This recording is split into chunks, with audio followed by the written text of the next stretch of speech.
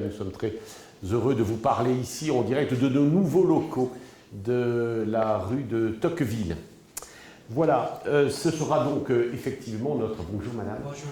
Ce sera donc notre dernière réunion de l'année 2023, avant 2024, qui nous réserve également de magnifiques programmes, en tout cas nous l'espérons. Et ce sont des sujets qui nous sont apparus, notamment aujourd'hui, très essentiels de traiter, et tout particulièrement d'actualité. Si les progrès de la lutte contre le VIH-Sida sont encourageants, nous repréciserons effectivement le cadre de ces évolutions encourageantes. Les inégalités existent, notamment selon les groupes sociaux. Une part importante de contamination apparaît, se maintient, j'allais dire, même peut-être se développe chez en particulier les migrants et dans les populations dites fragiles. Alors, il y a également un grand sujet d'actualité qui nous a interpellés, comme nous le disons, et notamment celui de l'aide médicale d'État, l'AME, qui est remis à l'ordre du jour par les pouvoirs publics, et en particulier au Parlement, avec la loi immigration. Et il y a donc cette loi immigration, d'ailleurs, qui nous sautons d'actualité en actualité, puisque cette loi immigration a connu quelques évolutions ou non-évolutions, enfin en tout cas on va le voir, on va le repréciser, hier soir. Il nous a donc semblé intéressant, utile, voire heureux de prendre cette initiative aujourd'hui et de traiter, alors le titre est un petit peu long, cette conférence VIH et maladies infectieuses, la prévention et la prise en charge des populations fragiles et en situation de précarité, et nous ferons un focus tout à fait particulier sur l'AME. Et donc les menaces qui peuvent exister sur la prise en charge des plus défavorisés d'entre nous. Alors pour commencer cette introduction, nous avons demandé à Michel Bourrelli d'animer, de co-animer avec moi cet après-midi. Victoire également participera, qui dirige le C2M, participera à ces travaux. Avant de me retirer, de laisser place au plateau, donc juste, je vais essayer que vous m'entendiez bien. Donc effectivement, l'idée c'était un peu ce que vient de dire Pascal, c'est qu'effectivement en plus on fait des progrès dans la prévention, dans la prise en charge, etc. En plus, on morcelle des populations et on s'aperçoit qu'un certain nombre de populations n'ont pas accès ni à la prévention ni aux soins.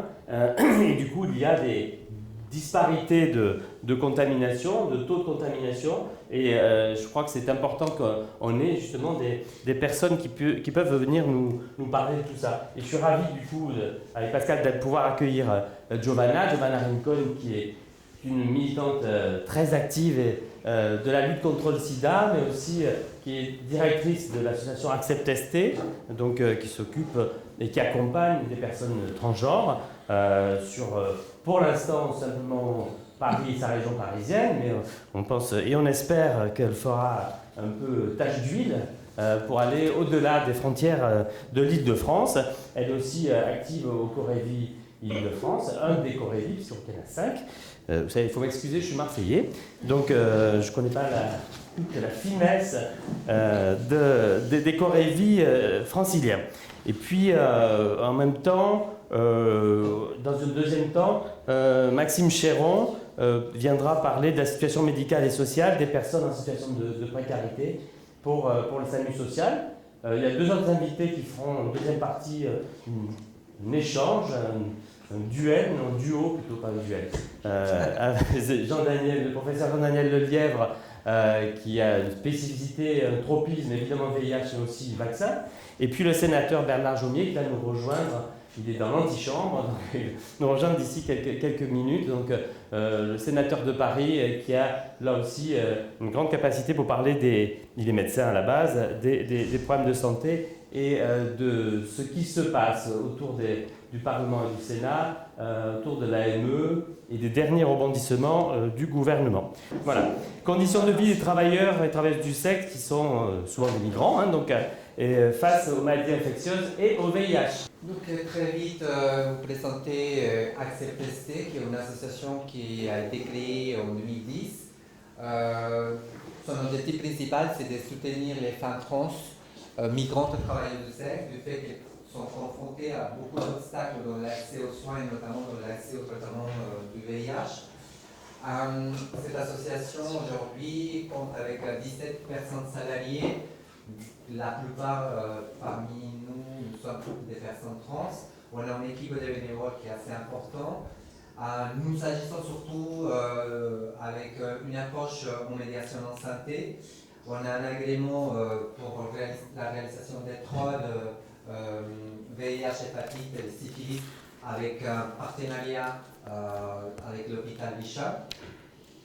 On a un agrément comme représentante du chargé du système de santé à niveau national et on collabore avec plusieurs hôpitaux parisiens, dont principalement avec Bichat, du fait qu'il est très proche du locaux de notre association qui sont situés à Mars-Dormois dans le 18e, où on reçoit du public du lundi au jeudi, sans rendez-vous. Voilà. Rapidement, des données importantes de l'association 2022. Comme vous voyez, on a accompagné plus de 3000, à peu près 400 personnes. Vous voyez qu'à 80%, il s'agissait notamment des femmes trans. Très peu, une dizaine, 10% des hommes trans. On accompagne aussi pas loin de 8% des hommes cis qui sont aussi travailleurs du sexe et migrants. Voilà. L'âge moyen des personnes que nous accompagnons en 2017, c'est 37 ans. Et le 12% de la file active que nous accompagnons est concernée par le VIH. Comme vous voyez, presque 80% des personnes ne sont pas de nationalité française et un tiers sont sans papier, ce qui veut dire des personnes qui bénéficient de l'aide médicale d'État, pour laquelle nous accompagnons directement notre association. Vous voyez aussi que 65% de la file active est concernée par le travail du sexe. Et donc, la question du travail du sexe va être quand même assez abordée pendant ma présentation. Moi, je voulais faire rapidement un topo sur les données épidémiques de cette année, présentées par Santé publique France. Rapidement, comme vous voyez, le taux de séropositivité en haut, ce sont les données de Santé publique France. Donc c'est 1,6 par 1000 en sérologie positive. Avec un taux communautaire, on est à 8,7 par 1000. Et chez AZTC, comme vous voyez, on est à 45 pour 1000. C'est énorme la différence. Donc on a eu l'année dernière 45 cas positifs dépistés à l'association. Donc la moitié c'était à peu près des primo-découvertes et le reste c'était des personnes qui étaient en retour de soins, qui étaient sûrement en situation de mobilité. On n'arrive pas à comprendre encore vraiment si c'était des personnes qui avaient découvert la séropositivité en Amérique latine ou en Europe, mais en tout cas ce sont des personnes qui sont en retour des soins. Comme vous voyez, avec le partenariat avec Bichat, on fait le taux de syphilis et vous voyez qu'on a dépisté quand même 13 cas de syphilis avec des co-infections hépatite C. Comme vous voyez, parmi les personnes qui ont été dépistées, presque 40% ont été des personnes sans papier, 35% concernées par le travail du sexe. Et vous voyez que c'est quand même assez important, 26 personnes étaient assez jeunes, pas plus de 30 ans. Et vous voyez que par rapport à l'accès au dépistage, on voit qu'il y a des gens qui, la plupart s'étaient déjà fait dépister, c'est-à-dire qu'il y a une bonne approche, un bon accès au dépistage, mais malgré tout, on voit vraiment que les résultats sont évidents. Il y a vraiment une population qui commence à émerger dans l'épidémie. Il faut savoir que jusqu'à 2019, la population trans était presque absente dans les données épidémiologiques à niveau national. Et donc là, nous, on fait un constat avec ces données de cette année, c'est que on ne peut pas dire que ce sont les conséquences de la répression du travail du sexe, de la prostitution, notamment à partir de 2016, moment où la loi contre le système prostitutionnel a été adoptée et que a provoqué une dispersion de la population que nous accompagnons des lieux de soins. On peut passer merci. Donc, un topo pour vous expliquer que les conséquences de cette loi et des autres lois qui ont été adoptées à partir de 2016 se font vraiment très présentes aujourd'hui, ces conséquences. Aujourd'hui, on a beaucoup de médecins avec lesquels nous travaillons qui nous font remonter des patients qui sont perdus de vue, qui nous demandent de les aider à retrouver ces patients. Ça n'a rien à voir évidemment avec ces données de dépistage. Là, il s'agit vraiment de l'accompagnement qu'on fait en partenariat avec notamment l'hôpital Bichat. Beaucoup de personnes qui sont en mobilité dans toute la France et en Europe, qui vont quitter les lieux de soins, à savoir que Bichat a une file active des personnes trans féminines qui s'approche de 400 personnes, ce qui veut dire une file active la plus importante des personnes trans VIH en France. Aujourd'hui, les médecins ils sont très alarmés du fait qu'il y a beaucoup de ruptures des soins dans cette population. On ne peut pas dire qu'il y a un danger imminent par rapport au contrôle de la charge virale parce que d'après les données du Colevi de l'année dernière, pareil, la charge virale globale est plutôt bien contrôlée, à peu près 95% de la file active globale, trans comprise, est vraiment bonne, c'est-à-dire tout le monde est en charge virale contrôlée. Or, les personnes, quand il vient à l'association et qui ont disparu pendant 1 an, 6 mois, ils vont nous dire qu'ils avaient arrêté les traitements. Et que quand ils arrivent ici, qu'ils vont aller voir le médecin, 1 mois avant, ils ont accès à la pharmacie et c'est là qu'ils reprennent le traitement et évidemment la charge virale redescend et là ils vont faire les contrôles et bilans et évidemment la charge virale est contrôlée. Sauf qu'on commence à voir des médecins qui nous font remonter aussi beaucoup de cas des personnes qui sont en résistance au traitement, qui sont en échec thérapeutique et qui là se posent la question vraiment de la observance en général.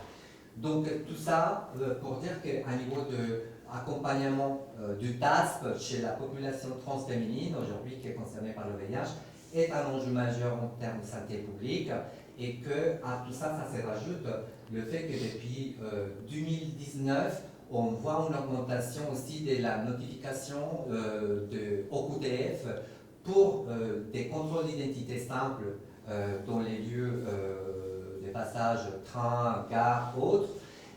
Aussi, quand les personnes déposent une primo-demande de régularisation pour des raisons de santé, l'OFIC refuse et applique tout de suite un avis d'expulsion, soit c'est des refus de renouvellement des titres de séjour pour des personnes trans qui étaient régularisées depuis de nombreuses années.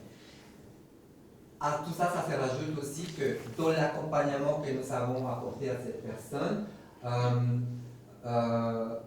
il y a ce qu'on appelle l'insertion sociale, qui n'est pas facile pour cette population qui cumule beaucoup de facteurs de transphobie aujourd'hui, mais que malgré tout, on a réussi à les aider à trouver, pour un petit nombre, du travail. On compte une 50aine de femmes trans qui aujourd'hui travaillent, hors le travail du sexe, je veux dire, mais que celles qui se sont refusées le renouvellement des titres de séjour ont dû perdre leur travail et ont dû reprendre le travail du sexe. Ils sont vraiment presque retournés au point de départ à l'aide médicale d'État et encore une fois sans aucune possibilité de continuer ici à vivre dans une bonne qualité de vie et dans une bonne observance parce qu'ils ont dû recommencer pareil elles-mêmes à se mobiliser dans toute la France.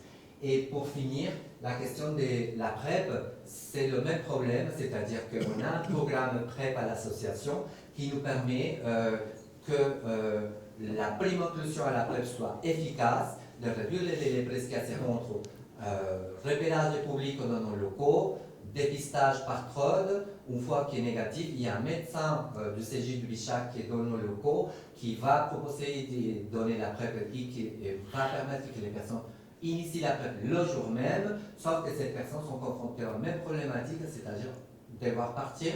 Et donc, c'est vraiment impossible pour cette personne de se garantir une bonne observance, une bonne adhésion. Et donc, là, on est face à des problématiques multiples et nous, on s'inquiète beaucoup sur les questions des séroconversions parce qu'on a eu déjà au moins 4 séroconversions de ces personnes qui avaient initié la PrEP, mais que par le fait que l'observance est mauvaise, finalement, il y a eu 4 personnes qui sont devenues séropositives. Pour vous dire que nous, en tant qu'asso, on essaye de réduire les dégâts des les réformes législatives, de la répression, etc. Je vous ai dit notamment par rapport à le travail du sexe. Et donc, ce que nous avons créé récemment avec le bus du barreau de solidarité, qui est un bus qui fait des maraudes dans tout Paris. On a créé une maraude directement, l'association et ce bus au Bois de Boulogne, ce qui nous permet d'aller avec des avocats et d'accompagner les personnes directement sur place. Cette stratégie nous a permis de révéler 12 personnes qui étaient en retour des soins et qui ont été à nouveau réaccompagnées vers le soin. Autre chose qu'on a créé, c'est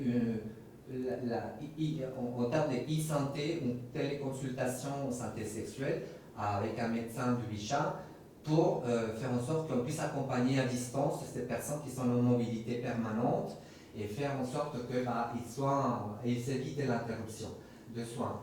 Avec Vers Palissant Sida, qui a été présidé pendant un certain temps par Michel, on a mis en place un guide qui permet de donner ce guide qui va être publié bientôt. Et ce guide permettra aux personnes que nous rencontrons, c'est-à-dire un jour de permanence à la SOP ou la PrEP. On sait que ces personnes vont initier la PrEP ici, mais qui vont partir. Donc on va donner ce guide et les personnes vont pouvoir, dans les moments de mobilité, s'appuyer sur ce guide avec les référents à niveau de santé, CGID et autres dans toutes les villes de Paris et éviter l'interruption et réduire vraiment la mauvaise observance.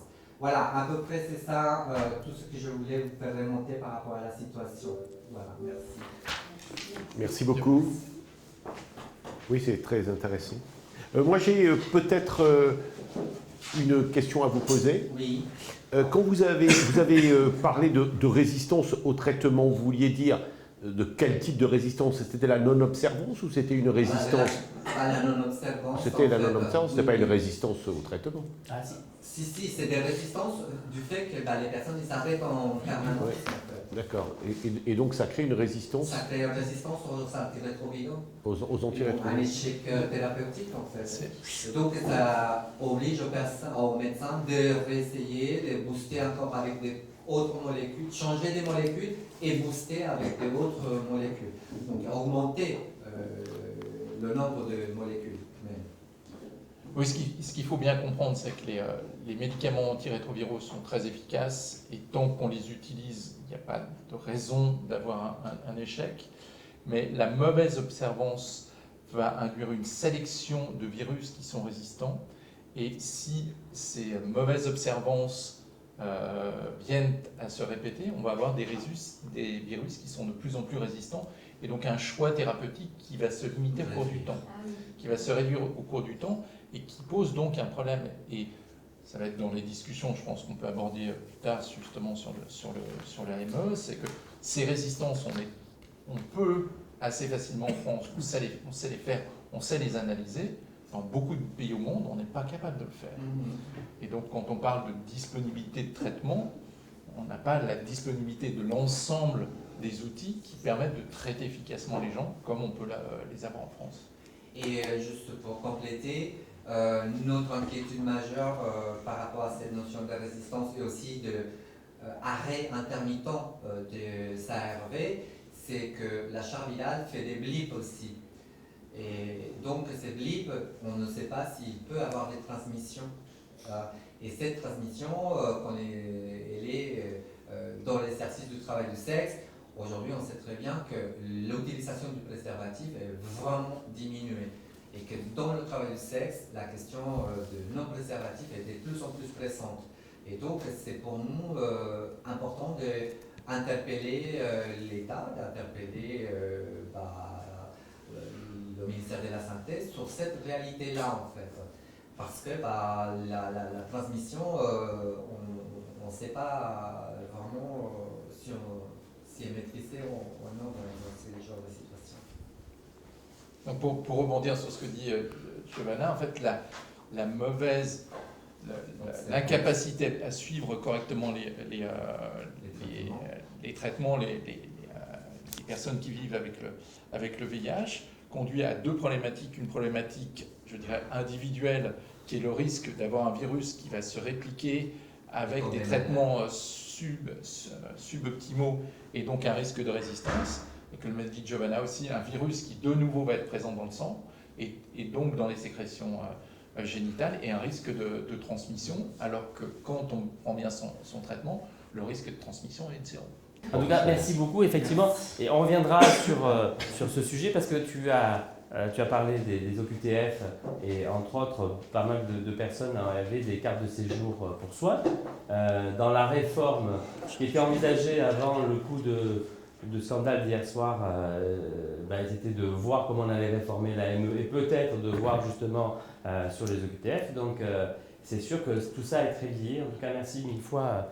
Giovanna, c'est toujours très clair, on est toujours ravis de t'écouter et de t'entendre. Cela étant, je peux encore reposer une question. Vous avez évoqué les lois de 2016. Est-ce que ça, on pourrait repréciser les choses, peut-être aller un peu plus loin La loi de 2016, c'est une loi... Je sais ce qu'elle est, mais enfin, Oui. que c'est eu des incidences sanitaires aussi importantes, oui. je ne m'en rendais pas compte.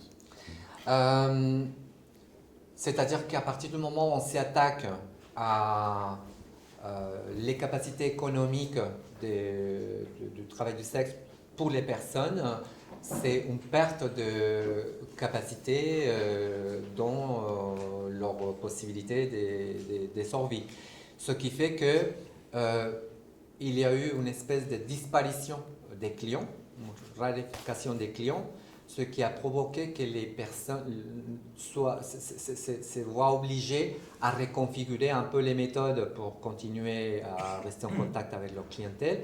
Donc, ça a créé dans la population une obligation de se mobiliser de ville en ville. Donc, maintenant, les personnes qui vivaient à Paris, il y a plus de répression dans les lieux de prostitution dans la rue, donc ils ont déserté un peu la rue. Et ils ont commencé à voyager de ville en ville. Donc quand ils partent, ils se disent je pars pour un mois et finalement ils reviennent au bout de 6 mois, au bout d'1 an, voire 3 ans. Pour certains, ça fait depuis la loi en fait qu'ils ne sont plus revenus. On sait très bien qu'il y a des perdus de vue aujourd'hui à cause de cette situation-là en fait. Des personnes qui ont perdu un peu en quelque sorte les attaches qu'ils savaient avec les services de soins avant parce qu'ils étaient à Paris, ils travaillaient tranquillement, il n'y avait pas de répression, donc voilà, en gros. Et ça, c'est en termes de santé. Après, sous les questions de sécurité, c'est pareil, les personnes aujourd'hui sont obligées d'aller dans des endroits totalement isolés où la police ne peut pas venir, ne peut pas contrôler personne, et donc ça crée des expositions non seulement au risque de violence, mais aussi où les personnes n'ont pas d'accès aux associations pour la distribution des préservatifs, des matériels de prévention. Enfin, moi, je trouve, je ne sais pas si il y a ce qu'en disent les médecins, les spécialistes et les parlementaires en particulier, mais enfin, moi, je n'ai pas beaucoup vu dans la presse, enfin, chez nos collègues, de commentaires là-dessus. C'est-à-dire qu'en fait, on savait bien qu'il y avait ces risques en 2016. Il y avait eu quelques alarmes ou alertes, enfin, etc. Enfin, depuis, on n'a pas tellement vu d'abord pas d'évaluation de ces lois, mais enfin, moi, je n'ai pas vu beaucoup de commentaires comme ce que vous dites, c'est-à-dire... En fait, il y a une évaluation de la loi qui a été présentée, mais il y a une évaluation de la loi à travers les 400 personnes qui ont été accompagnées pour sortir de la prostitution. C'est-à-dire que la loi elle a 3 objectifs majeurs. 1, pénaliser les clients. 2, accompagner les prostituées à sortir de la prostitution à travers la régularisation pour celles qui sont étrangères, dont 90%, voilà. Et puis, le 3e, c'est soi-disant de faire des ateliers de pédagogie auprès des clients pour qu'ils arrêtent de consommer du travail du sexe. Voilà. Donc, la question, c'est que par rapport à la pénalisation des clients, finalement, il n'y a pas vraiment de pénalisation, c'est une contravention et finalement, elle n'est même pas appliquée. Et donc, les clients, ils doivent se cacher parce qu'ils ont peur de, soi-disant, la pénalisation. Pour ce qui concerne la régularisation et le parcours d'accompagnement, la loi le gouvernement en 2016 pour on va dire argumenter la mise en place de cette loi a dit qu'il y avait 40 000 personnes prostituées en France qu'il fallait protéger et qu'il fallait adopter très vite cette loi afin de pouvoir les régulariser et accompagner vers la sortie de la prostitution à travers la régularisation. Et logement, travail, tout. En réalité, depuis 2016 aujourd'hui, il n'y a que 500 personnes qui ont bénéficié de ce fameux parcours de sortie de la prostitution. Et toutes les préfectures refusent de recevoir des dossiers des associations qui ont été reconnues comme agréées pour accompagner les parcours de sortie de la prostitution. Donc en réalité, c'est un échec. C'est un échec total en fait. La loi, elle est à côté de tout en fait. Parce que son objectif principal, c'était protéger soi-disant les victimes. En réalité, on est à côté, total. Il y a eu au moins 20 assassinats des personnes travailleuses du sexe depuis la loi, chose qui n'avait jamais passée auparavant. Et tout ça à cause du fait que les personnes doivent s'isoler, ne peuvent pas s'organiser entre elles-mêmes pour habiter ensemble et travailler ensemble, parce que tout ça, ça se rajoute le délit de proxénétisme hôtelier, ce qu'on appelle l'entraide intracommunautaire, c'est-à-dire moi je travaille avec quelqu'un, on partage les frais de l'appartement, etc. Mais si c'est moi qui suis dans le bail, moi je peux être poursuivi pour proxénétisme parce que je laisse l'autre personne travailler là, même si on est en accord et qu'aucune n'exploite l'autre. Mais c'est un délit de proxénétisme. Donc il y a beaucoup de choses derrière tout ce contexte de la loi. Et en réalité, comme je vous disais, il n'y a que 500 personnes qui ont bénéficié de ce fameux parcours de sortir. Or, en réalité, par rapport au décret santé qui a été aussi présenté par l'État, par le ministère de l'Égalité en 2016, le décret santé, en termes de réduction des risques dans l'exercice de la prostitution, n'a jamais été appliqué. Et on réclame jusqu'au présent qu'elle soit appliquée. Et donc, la loi, elle a été évaluée, mais pas par rapport aux dégâts de la loi, mais par rapport à l'accompagnement des 400 personnes, des 500 personnes. Et donc, tout ça pour biaiser en quelque sorte le discours, et ça invisibilise toutes les parties qui sont extrêmement aujourd'hui urgentes à mettre en évidence. En termes sanitaires, c'est une catastrophe. L'échec total des lois répressives telles que la loi de 70 sur les drogues, qui a montré que ça ne marchait pas, n'empêche pas les législateurs et les gouvernements qui sont succédés de continuer à faire des lois répressives qui ne marchent toujours pas et qui sont même contre-productives. Elles sont contre-productives sur la loi de 70 sur les drogues, elles sont contre-productives sur la loi sur la prostitution. Et en tout cas, des rapports ont été faits par Médecins du Monde sur l'effet délétère de cette loi. Donc merci en tout cas encore une fois à Giovanna. On passe tout de suite sans transition, comme a dit un présentateur célèbre et maintenant un peu moins célèbre. Maxime Chéron pour le SAMU social de Paris. Ok, super. Donc l'idée c'était un petit peu de vous parler donc déjà de la mission du SAMU social de Paris, donc c'est un dispositif que je dirige et de faire le lien un peu avec l'état de santé des personnes exilées précaires qu'on accompagne. Donc peut-être déjà sur la mission de migrants, donc le SAMU social de Paris c'est un groupement d'intérêt public, donc on est un acteur public créé en 93-94 par un ensemble d'acteurs comme la PHP, la RATP, la SNCF, la Ville de Paris, avec l'ARS qui siège au conseil d'administration. L'idée étant d'adresser le problème des personnes à la rue et de proposer des solutions innovantes de prise en charge qui soient holistiques et qui prennent aussi bien en compte l'aspect social que sanitaire. Donc à partir de là, la mission du Mans, c'est un dispositif mobile d'accès aux soins pour les personnes exilées précaires qui a été créé en 2015 à la demande de l'Agence régionale de santé, qui est financée exclusivement par celle-ci, et qui intervient auprès des personnes exilées précaires en petite couronne, de la rue à l'hébergement, on va dire, temporaire, en tout cas tel qu'il est appelé par l'OFI et la préfecture. Donc l'idée, c'est qu'on a des équipes d'infirmiers et d'interprètes médiateurs dans les langues principales parlées par les personnes, donc de professionnaliser l'interprétariat en santé et la médiation en santé, pour faire de l'aller vers directement donc, sur les lieux de vie, là où sont les personnes et là où elles en sont dans leur parcours, avec beaucoup de problématiques d'accompagnement sur l'adhésion aux soins et sur l'adhésion à la santé globalement pour des personnes qui sont prises par beaucoup d'autres problématiques, comme vous n'ignorez pas. Donc peut-être d'un point de vue plus opérationnel, pour vous dresser un petit portrait rapide, on est présent donc, en maraude, on fait donc, toute action avec un partenaire social à chaque fois, donc les maraudes sont faites avec France Terre d'Asile. On fait 2 maraudes par semaine, une on va sur les campements le matin et l'après-midi on se met en point fixe sous le métro La Chapelle, qui est un point de rendez-vous depuis des années du coup, pour les exilés de plein de campements qui repèrent ce point de rendez-vous qui se font du bouche à l'oreille, ce qui nous permet de capter des beaucoup plus petits campements et des personnes isolées. Une autre fois, on va aller plutôt dans les squats, bien qu'ils commencent à s'amuser avec les expulsions successives qui ont eu lieu cette année passée, notamment à l'approche des Jeux Olympiques, notamment avec le squat du Béton qui a été expulsé récemment, où il y avait plus de 450 personnes. Et après, on va être présent également dans des accueils de jour, donc parisiens notamment. On va être présent dans des accueils de jour qui sont plutôt orientés vers les hommes, donc qui sont la halte humanitaire et l'accueil de Starlitz hommes. Donc la halte humanitaire dans le premier arrondissement, pour faire le lien avec les JO, qui partagent chez Levé que le quartier de la jeunesse qui sera une fan zone, donc il y a un peu la question de comment accéderont les personnes exilées aux structures. Et l'accueil au Starlitz, donc qui est dans le tiers-lieu Les Amarres, qui est la suite des grands voisins. Dans ce tiers-lieu, il y a aussi un accueil pour les familles à l'étage, également géré par Aurore, et on intervient dans le deuxième arrondissement à l'accueil à Bouclier, géré par Emmaüs.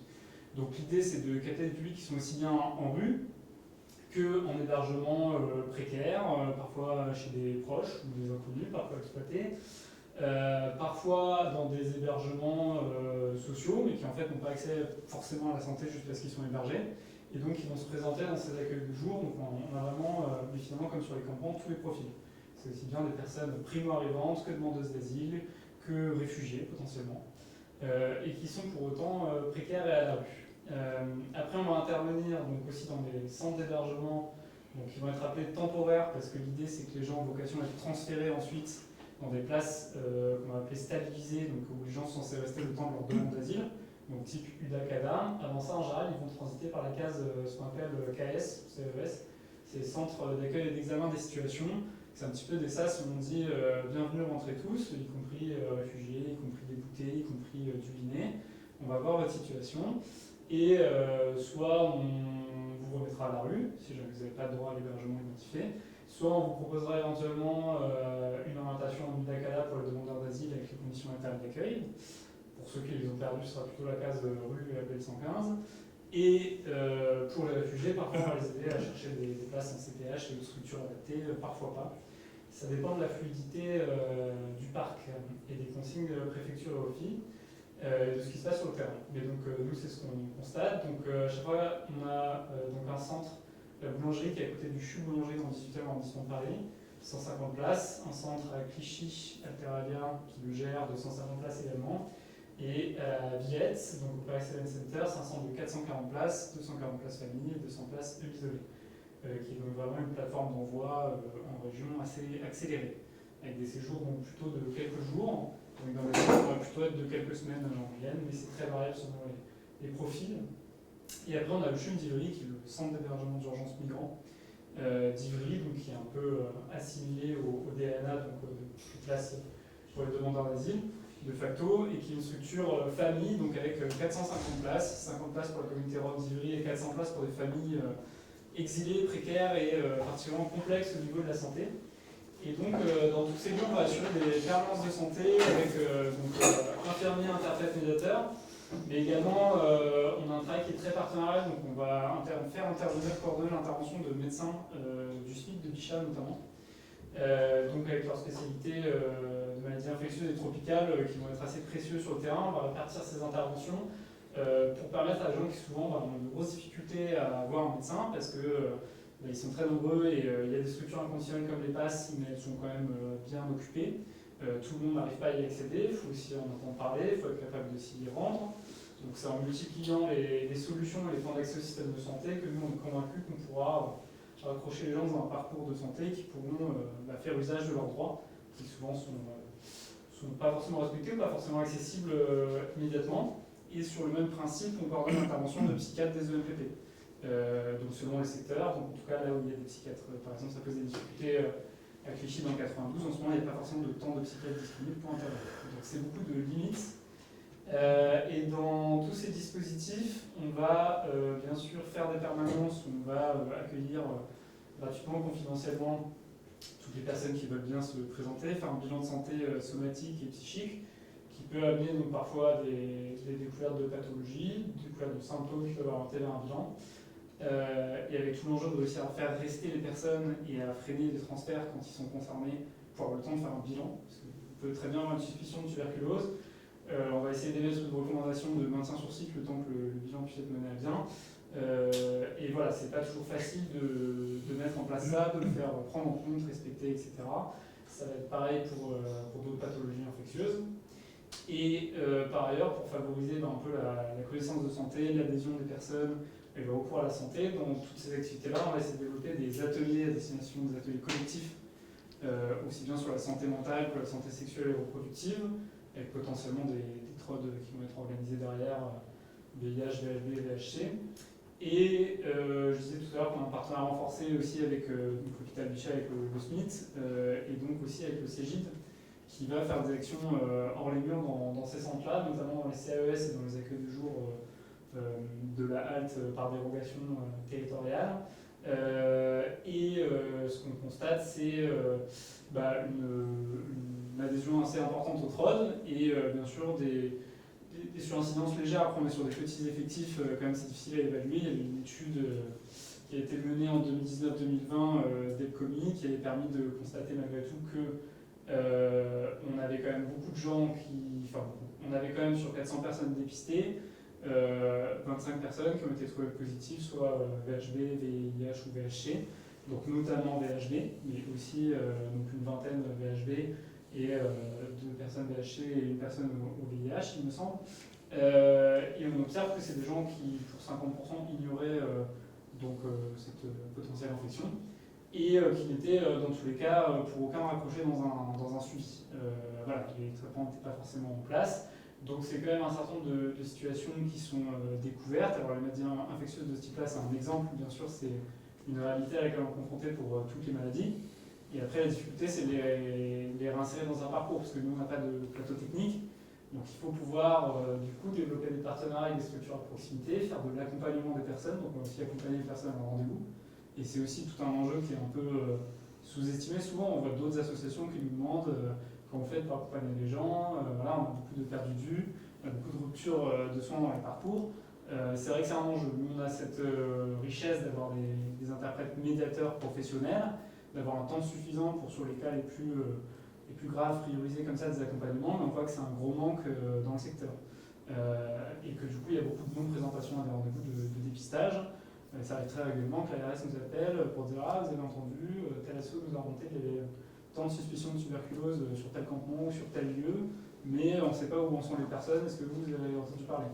Alors bien sûr, on se met tous ensemble pour essayer de retracer les parcours, mais c'est quand même une réalité qu'il y a des pertes de vue assez fréquemment, et que c'est en multipliant les contacts sur le terrain, mais aussi en ayant une maîtrise un petit peu des vitesses de parcours, qu'on peut mettre en place la santé. Parce qu'une difficulté très importante aujourd'hui, c'est que déjà, depuis le début de l'année 2023, il y a une stratégie policière anti-campement à Paris. Donc on a une tolérance beaucoup moins grande. Avant, notamment pour toute la période Covid, on a une tolérance un petit peu au campement dans pas mal de zones jusqu'à une certaine taille critique d'environ 100-150 personnes. Une mise à l'abri qui était organisée, mise à l'abri qui étaient faites en gymnase ou en hôtel avec les facilités du Covid qui aussi n'étaient plus à disposition de structures, qui étaient moins utilisées par ailleurs. Et ensuite, des personnes qui du coup avaient une évaluation sur plusieurs semaines et des transferts rapides mais modérés. Et aujourd'hui, on voit un changement avec un mouvement policier beaucoup plus important et donc un mouvement des campements aussi, une invisibilisation beaucoup plus importante, donc plus de mal à capter les gens en maraude. Des gens qui semblent être repoussés aux portes de Paris ou en petite couronne, parfois dans des parcs, à Bondy, etc., de façon plus importante qu'avant, donc ils sont plus difficiles à capter. Qui ont plus de démêlés avec la police et donc qui sont aussi moins confiants parfois pour établir le contact. Et derrière, c'est un accompagnement qui va être compliqué parce que dès lors qu'il y a une mise à l'abri, on va beaucoup plus souvent avoir des mises à l'abri en CAES avec des transferts accélérés. Potentiellement des envois en région, dont les niveaux SAS, vous avez peut-être entendu parler, qui sont une dizaine de structures de 50 places dans différentes grandes villes de France. C'est un système qui existait déjà, techniquement c'est des CAS, c'est le même type de structure administrativement. La nouveauté, c'est que avant les gens étaient quand même, pour une grosse part, mis à l'abri en région parisienne, évalués puis transférés. Maintenant, il y a beaucoup plus de transferts, une volumétrie plus importante de transferts directement depuis les campements en région, sans évaluation de santé, et de gens qui du coup vont potentiellement, s'ils n'ont pas le droit à l'hébergement, être mis à la rue en région, et alors qu'ils étaient en contact avec le système, on a peut-être raté une opportunité de faire un bilan de santé. Des régions qui ne sont pas forcément habituées à recevoir ce volume-là de personnes, donc qui n'ont pas forcément des dispositifs aussi mobiles d'aller vers qui sont développés, adaptés pour. Et donc on rate potentiellement un certain nombre de situations. Et voilà, on a souvent des remontées via les ARS qui remontent à l'ARS de France qui nous remontent, des questions sur alors c'était quoi la situation, ah bon, il y a plusieurs GAL, nous on ne sait pas forcément comment se mobiliser, traiter ça en collectivité ou d'ailleurs pas en collectivité à la rue.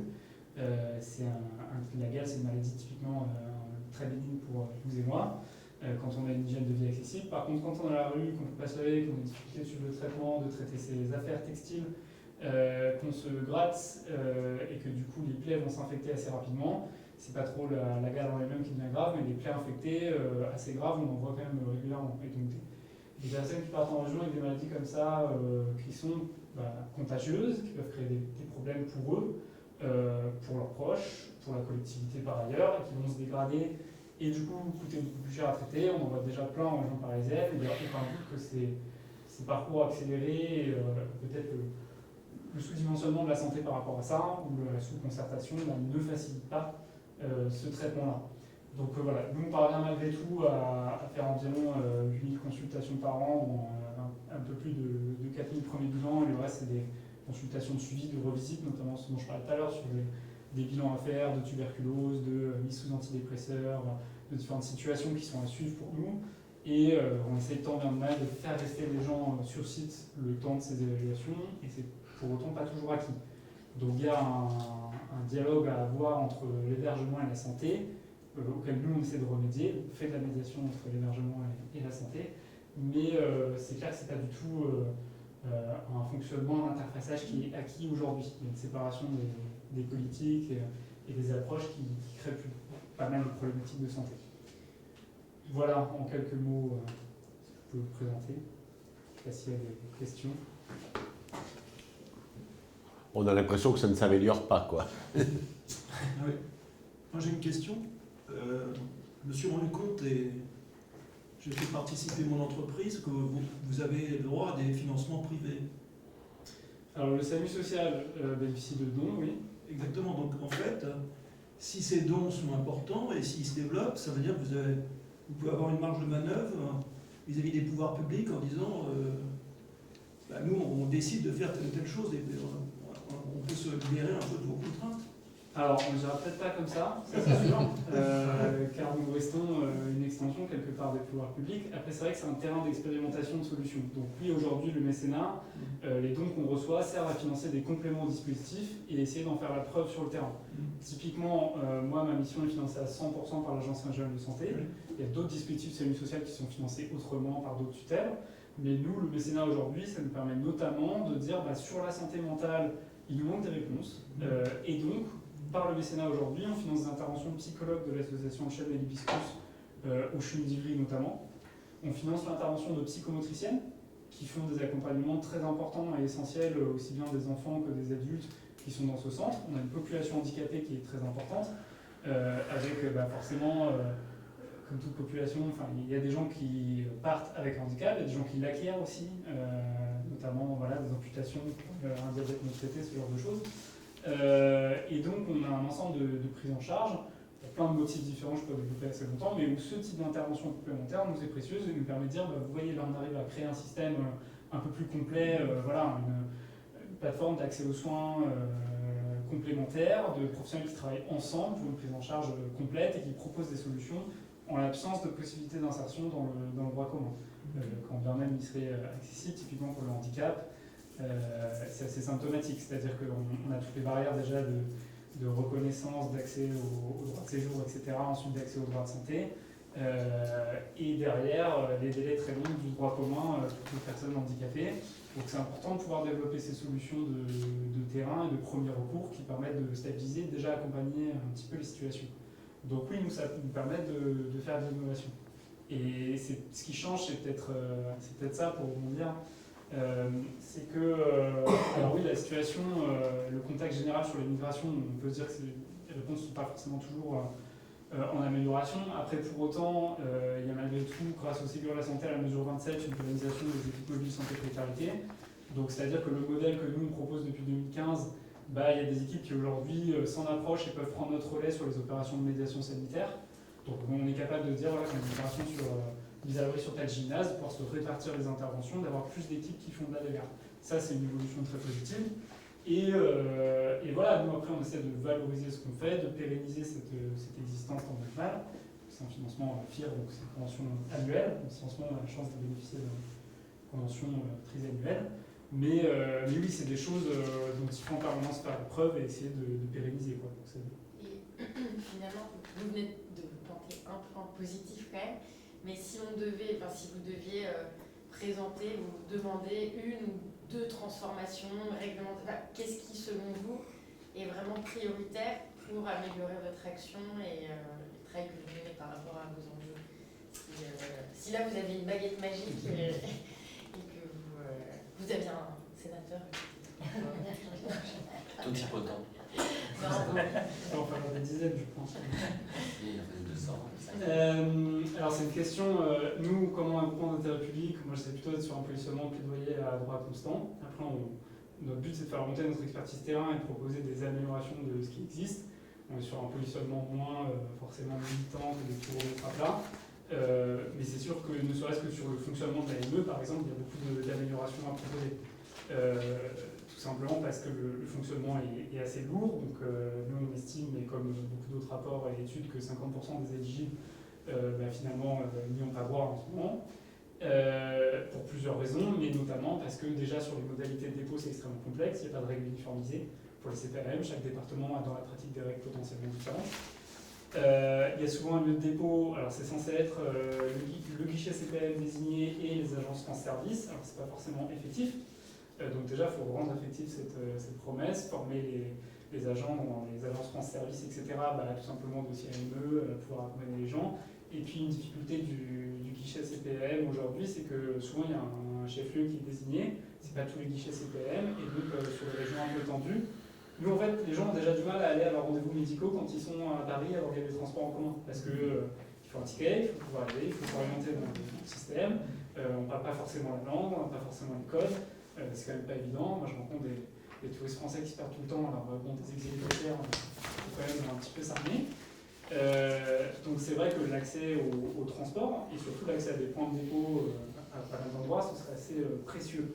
Et puis après, on voit aussi que régulièrement, l'AME existe et il y a des personnes, des hôpitaux et services de recouvrement qui m'appellent parfois, qui me disent oui, tel patient est sorti, bon, j'ai un truc sécu social, vous devez sûrement le connaître, bon, il y a des factures à régler. Donc en ce moment, c'est un patient où on aurait pu faire appel à l'AME, mais après, déjà, il faut laisser le temps de travailleur social dans les hôpitaux, donc il y a une question d'attractivité du métier, voilà, il y a eu un gros plan de travail social qui a commis, il y a plein de propositions aussi dedans.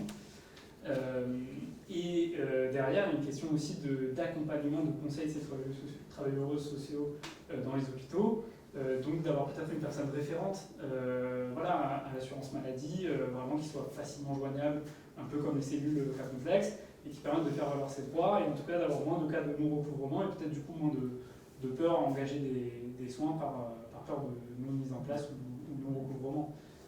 Voilà, après, des propositions, voilà, il y en a plusieurs dans cette veine-là, mais moi ce serait plutôt dans cette veine que je vais chercher. Mais c'est en tout cas des coûts de gestion énormes. Ce qui coûte dans la ME, c'est la gestion. Ouais, moi j'ai aussi noté un peu comme Giovanna que finalement, ce que vous avez dit, madame, c'est que finalement des mesures par exemple comme la lutte contre les campements, enfin, que mettent en place les pouvoirs publics, donc la police, enfin, qui est l'arme des pouvoirs publics, finalement ça a des conséquences sur le plan sanitaire, des conséquences assez négatives. Mais la situation antérieure, il faut reconnaître, n'était pas non plus acceptable. C'est sûr. Mais après, je pense que l'idée commune et clé, c'est que l'invisibilisation des publics crée davantage de problèmes de santé. Parce que, quand il y a invisibilisation, c'est en tout cas, sans penser à compenser le fait de repousser les gens, de proposer d'autres solutions. On en aussi plusieurs, la police multiplie les mises à l'abri en permanence et il n'y a aucun content. Pour autant, cette vitesse de mise à l'abri, il aurait fallu concerter et penser ensemble comment on maintient la santé. Voilà, et donc là, c'est pas tant qu'il y a trop de mise à l'abri, même s'il y en a, bien sûr. Mais c'est aussi que les publics à la rue sont invisibilisés. Il n'y a plus un point de repère pour un primo-arrivant pour se dire « Ah, ma communauté, je vais la trouver à tel endroit, je vais aller sur tel campement. » Il y a tant d'assauts qui passent, c'est facile pour elle d'y passer parce qu'il y a une mutualisation des maraudes d'information, de distribution alimentaire, etc. Et là, on voit aussi des mesures, par exemple, préfectorales d'interdiction des distributions alimentaires qui ont eu lieu là récemment, pendant une semaine. Il y avait un arrêté préfectoral qui interdit les distributions sur toute une partie du boulevard entre La Chapelle et Jaurès. Forcément, c'est des difficultés opérationnelles pratiques pour les assos pour intervenir et donc pour les personnes pour accéder à ces services. Donc, vous l'avez un peu évoqué en introduction de votre présentation, les conséquences attendues des Jeux Olympiques, ça va venir dans quelques mois, le nettoyage de la ville. Oui, comment ça va se passer? Ça vient déjà, après c'est difficile d'identifier ce qui est du propre aux Jeux Olympiques parce que c'est pas forcément présenté comme ça, mais en tout cas ce qu'on constate en 2023, c'est déjà qu'il y a une accélération des transferts en région, qu'il y a une invisibilisation du public à la rue avec davantage de démantèlement de campements, mais sans solution de mise à l'abri, on empêche les gens de s'installer et on les repousse au nord de Paris, c'est ce qui est constaté par un ensemble d'associations. Et après, les points préoccupants, c'est aussi qu'aujourd'hui, alors il y a des tables rondes, des acteurs invités parfois à dialoguer avec la préfecture, mais il y a beaucoup d'associations qui ne sont pas du tout incluses dans des discussions et qui potentiellement vont voir leur dispositif impacté, qui aujourd'hui n'en ont pas le fin mot. Par exemple, je disais la halte humanitaire, qui est quand même un accueil donc, financé par la ville de Paris, géré par l'Armée du Salut, qui est mon premier arrondissement, ont à ce stade plutôt des bruits de couloir. Enfin, ils savent que le quartier de la jeunesse va être un lieu de fan zone, mais ils ne savent pas ce que ça veut dire concrètement en termes de zone, de sécurité mise en place, de solutions qui peuvent être pensées pour que les gens ne s'empêchent pas de venir quand même, les publics exilés précaires. Et ça, c'est une réalité pour plein d'associations comme les Médecins du Monde, etc. Alors aujourd'hui, il y a un ensemble d'associations. Le SAMU social ne fait pas partie forcément de ce mouvement, mais en tout cas le suit de près et à travers la Fédération des acteurs de la solidarité remonte également des préoccupations. Mais il y a un collectif qui s'appelle le Revers de la médaille par exemple, qui essaie de visibiliser cette absence ou cette insuffisance de concertation sur des jeux qui se prétendent les plus sociaux, les plus inclusifs, les plus écologiques aussi, mais c'est un autre sujet, et qui aujourd'hui constatent, ces associations-là constatent qu'elles ne sont pas incluses dans des discussions et ne savent pas si leurs dispositifs de renfermement, parce qu'ils sont souvent dans le 93, à proximité de stades, de lieux de circulation, etc., où les publics vont potentiellement pas se rendre s'il y a une présence policière renforcée. Merci beaucoup. Effectivement, le choix qui a été fait par l'État, c'est l'atomisation des grands précaires. Donc, on a déjà, à Marseille déjà reçu dès cet été des bus en disant il faut le mettre à l'abri, donc faites comme vous pouvez.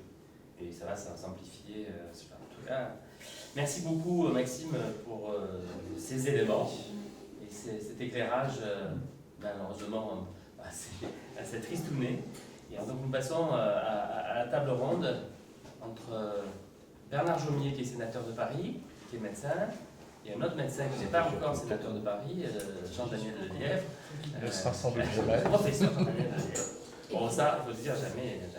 Et bien sûr, Maxime. Et bien sûr, Maxime et Joël sont toujours avec nous. Donc, J'espère bien. Il ne faut pas nous quitter comme ça. Donc voilà, l'idée c'est un peu d'échanger parce que tout ce qui a été dit était autour effectivement de la difficulté de se soigner pour des personnes qui n'ont pas évidemment la sécurité sociale liée à un poste de travail, etc. Donc, et le sujet principal ces derniers jours, c'est effectivement l'AME et tout ce qui tourne autour de l'AME. Et un rapport est arrivé il n'y a pas très longtemps, donc de M. Stefanini et Eva. Et bien, l'idée c'est de voir un peu, que vous nous parliez un petit peu peut-être, Bernard, du point de départ, puisque le point de départ de cette histoire c'est un peu ce qui s'est passé au Sénat, il me semble, et du coup de voir un petit peu quelle était l'ambiance et quelle va être l'ambiance peut-être dans les heures qui viennent au Sénat. Michel, je crois que Victoire avait, Non, et Charlotte avait préparé une je pense que tous ceux réunis ici savent déjà tous sur le rapport de Claude Évin et de Patrick Stefanini, mais c'était juste quand même pour rappeler dans les conclusions et surtout recommandations générales qui avaient été faites. De manière générale, bien évidemment, le rapport rappelle donc le dispositif, donc le rapport sur l'AME, que l'AME est bien évidemment un dispositif utile et voilà, utile aussi bien, ça a été dit, pour la santé individuelle mais aussi collective, c'est important de le rappeler.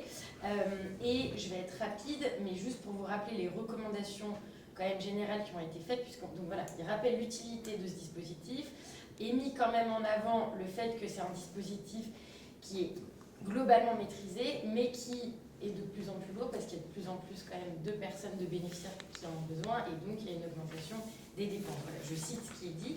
Et donc dans les recommandations, notamment, voilà ce qui est proposé: renforcer les conditions d'accès et de contrôle, réserver la qualité d'ayant droit d'un assuré à l'AME aux seuls enfants mineurs, renforcer le suivi analytique de la population des bénéficiaires de l'AME et de la consommation de soins.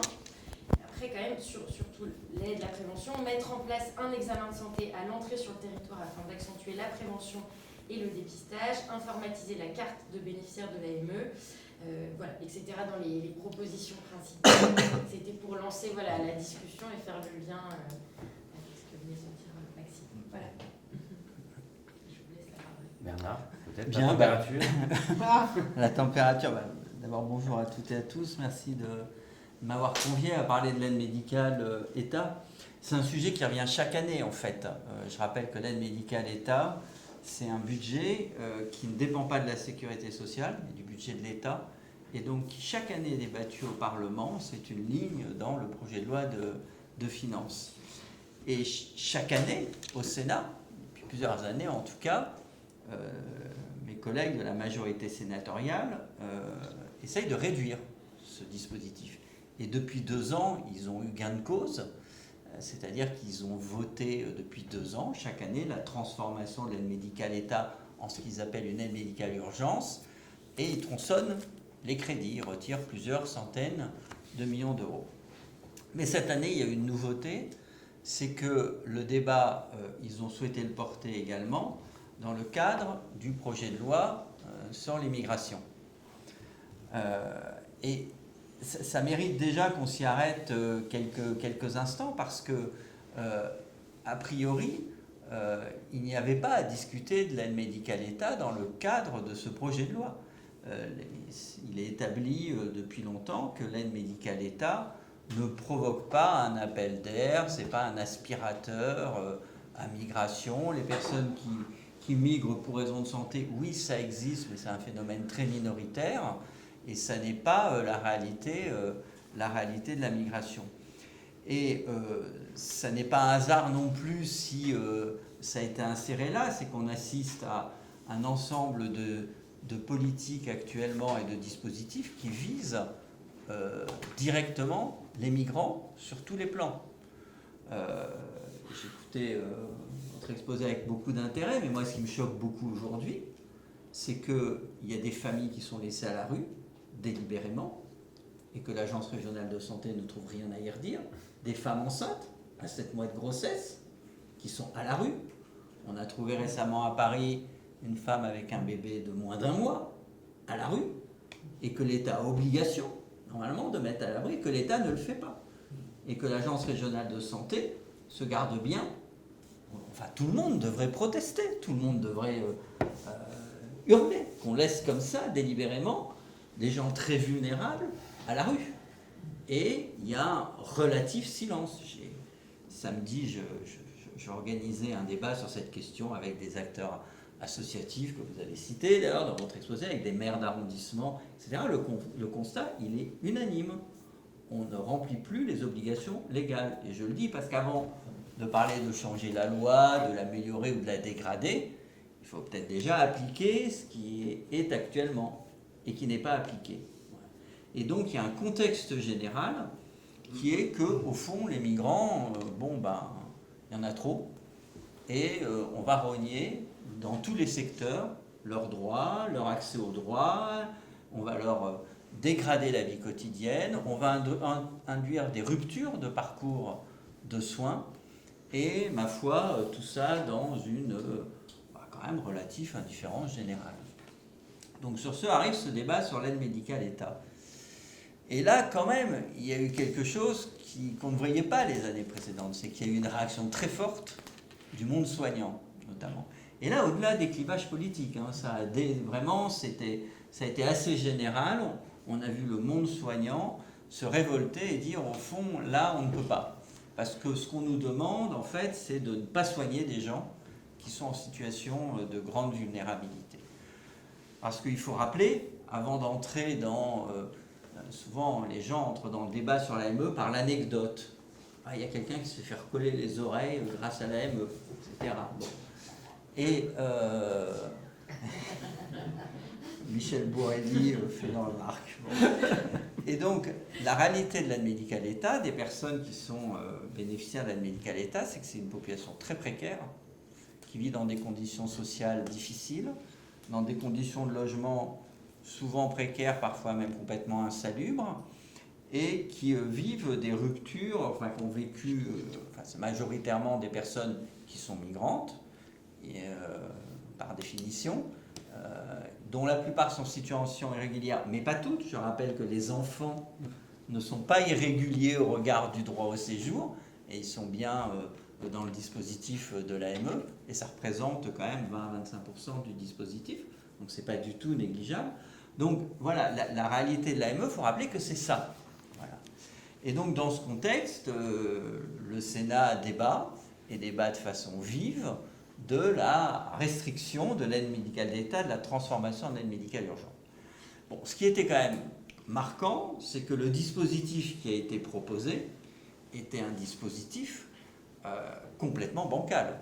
Donc ça, c'est bien ressorti dans les débats, c'est-à-dire à vouloir tuer son chien, voilà, on l'accuse d'avoir la rage. Bon, là, on avait du coup un dispositif où nos collègues de la majorité sénatoriale, qui savent très bien écrire les textes de loi, on écrit des textes de bien plus grande qualité au Sénat qu'à l'Assemblée nationale, tout le monde le sait, mais là, ils ont écrit un truc qui ne tenait pas. Par exemple, ils nous parlaient de prendre en charge les douleurs aiguës, pas les douleurs chroniques, on ne sait pas trop pourquoi. Donc la personne qui a mal aux dents depuis hier, oui, mais celle qui a une douleur thoracique depuis une semaine, non. Il n'y avait pas de cohérence médicale, il n'y avait pas de cohérence clinique. Il parlait de prendre en charge les maladies graves, mais la prophylaxie. Alors là, pour le coup, c'est très large, parce que la prophylaxie du VIH, par exemple, le préservatif, ça a un rôle. Alors, on va prendre en charge gratuitement les préservatifs pour toutes les personnes. Voilà, alors, voilà, bon. Donc, du coup, il y a quelque chose qui n'est même plus cohérent, et on voyait bien que cette incohérence, elle relevait en fait d'une posture. Il y avait la posture il fallait s'en prendre à l'aide médicale État parce que il faut s'en prendre aux étrangers. Voilà, c'était ça. Ce que dit le rapport de Claude Évin et Patrick Stefanini, bon, il remet les pendules à l'heure, puisqu'il dit qu'en gros, le dispositif est utile, qu'en gros, il est maîtrisé, et puis après, il regarde comment des réformes à y apporter, alors qui sont de deux grands ordres. Il y en a qui visent à assurer une meilleure cohérence du dispositif. Et il faut souligner, par exemple, qu'ils s'attaquent à cette question des ruptures de parcours de soins en proposant que ceux qui sont des demandeurs d'asile soient inscrits dans le même dispositif pour éviter la rupture quand il y a le rejet de la demande d'asile pour passer d'un dispositif à l'autre. Ils proposent d'étendre à 2 ans. À 2 ans, ça a été peu souligné, la durée d'attribution de l'aide médicale à l'État. Ce qui serait quand même, quand on sait ce qui se passe au bout d'un an, où on voit bien, les gens, ils enclenchent la demande de renouvellement et puis il y a un trou. Hein. Donc il y a plusieurs mois, ils n'ont rien, ils n'ont pas de couverture et puis ça reprend et puis bon, donc il y a ces stop and go. Donc ils avancent des dispositifs comme ça qui sont plutôt intéressants. Ils avancent des dispositifs où ils proposent de revoir le panier de soins qui sont ouverts à la discussion. Moi j'ai toujours dit, il n'y a pas de tabou sur cette question. Le panier de soins, il a été revu après le rapport IGAS-IGF de 2019. S'il faut revoir certains points qui posent problème, pourquoi pas? Mais en fait, ils n'en identifient pas vraiment. Ce qu'ils identifient, c'est la persistance sous forme modifiée de filières. Bon, évidemment, il faut lutter contre. Tous les dispositifs, quels qu'ils soient, ont un taux de fraude de filière. L'AME est un dispositif qui a le taux le plus faible de fraude. Donc, comme pour le régime général de la sécurité sociale, comme pour les prestations familiales, comme pour toute prestation sociale, évidemment que la collectivité doit lutter contre la fraude, mais il faut rappeler que cette fraude ne représente qu'une part très minime du dispositif.